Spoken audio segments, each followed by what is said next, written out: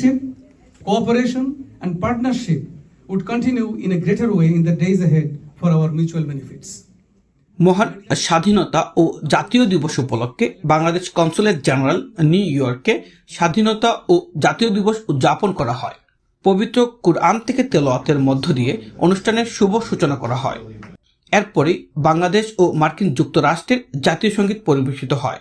এ সময় বক্তব্য রাখেন নিউ ইয়র্ক সিটি মেয়র অফিসের আন্তর্জাতিক বিষয়ক কমিশনার জনাব Edward মারমেলস্টেইন। You are going to be sorely missed. Sorely missed. More than 50 years ago today, Bangladesh won its hard-fought independence. Here in New York City, we are proud to be home to the largest and most vibrant Bangladeshi community in the United States. আমরা আজকে বাংলাদেশের মহান স্বাধীনতা ও জাতীয় দিবসের 54তম বার্ষিকী উপলক্ষে একটি সংবর্ধনার আয়োজন করেছি কনসুলেটে। একটি বড় সংখ্যক অতিথি আজকে উপস্থিত ছিলেন। একটি আনন্দঘন পরিবেশে, উৎসব মুখর পরিবেশে আমরা এই সংবর্ধনাটি সবাই উপভোগ করছি। এবং আজকে যারা এসেছেন সম্মানিত অতিথিবৃন্দ, তাদের সবাইকে আমাদের আন্তরিক ধন্যবাদ এবং কৃতজ্ঞতা, এবং সবাইকে আবারও মহান স্বাধীনতা ও জাতীয় দিবসের শুভেচ্ছা। আরও বক্তব্য রাখেন নিউ ইয়র্ক স্টেট সিনেটর জনাব জন লু ও নিউ ইয়র্ক সিটি মেয়র অফিসের আন্তর্জাতিক বিষয়ক deputy commissioner Dilip Chauhan. Great friend, this is a consul general who goes to all of our events. He doesn't miss any of them. Have a big strength is not only enough, but you are always, and I remember myself and Mayor Eric Adams, we witnessed how much you did during the COVID for the community.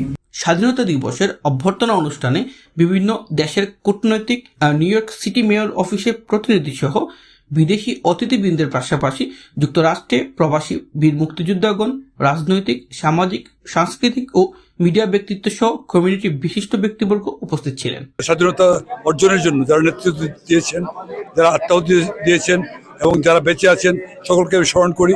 আমি সকলের শুভকামনা করি। আশা করি দেশ যেন উন্নতির দিকে এগিয়ে যায়, সকল কুটিলতা, সকল পঙ্কিলতার থেকে মুক্ত হয়ে দেশ যেন আবর্জনা মুক্ত হয়, এই কামনা করি। বাংলাদেশে যদি ন্যায় বিচার থাকে, বাংলাদেশের যদি ভোটের অধিকার থাকে, তাহলে একটি সুষ্ঠু সরকার, একটি সুন্দর সরকার গঠিত হবে।